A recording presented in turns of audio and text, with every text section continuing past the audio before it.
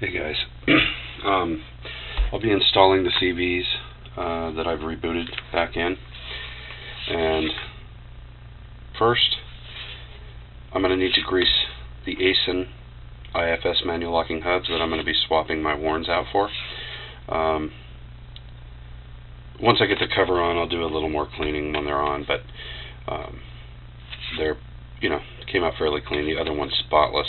This stuff seems like this one got a little hotter maybe.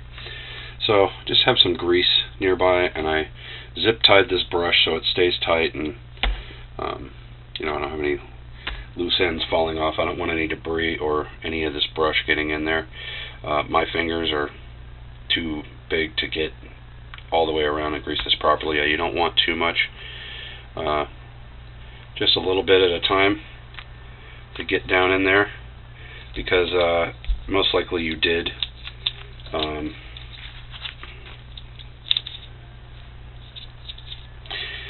remove most of the grease that was in there. So the reason I like the brush is it allows me to get into all the pawl grooves and not leave a big clumps of grease everywhere, because you don't want too much grease. So this allows me to just leave little bits,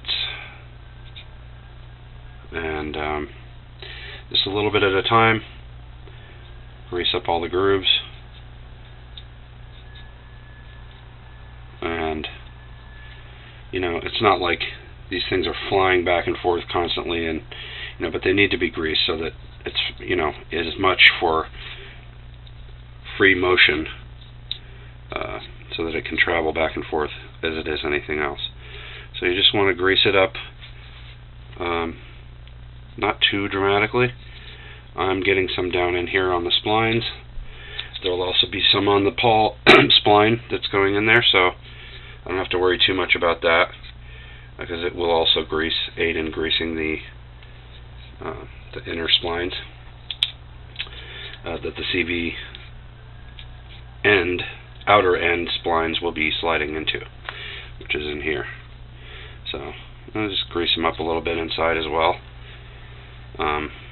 just slightly, and just enough to fill the grooves, because the axle end, like I said, will have some grease on it as well. So I don't want it pouring out the back, but I do want some on the back as well, just a little bit, so that this can turn and freely without drama.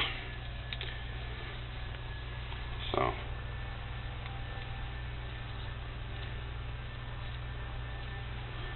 get that out of there. Hopefully you can see all this, and I'll be turning this as I go just to work it in. You can see the seat clip turns as well, so I'm trying to work a little bit under there, and then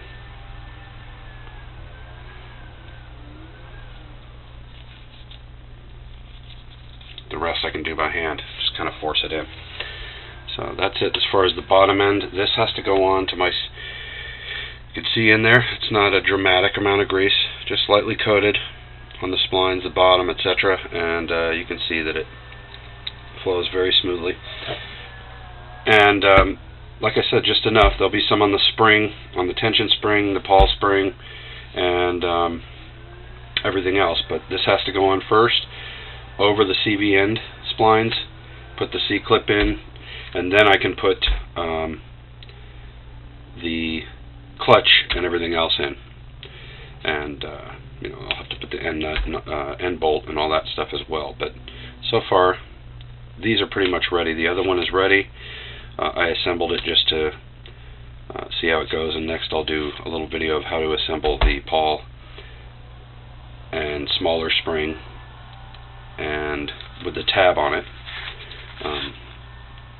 into here before you install it into here, because that's last.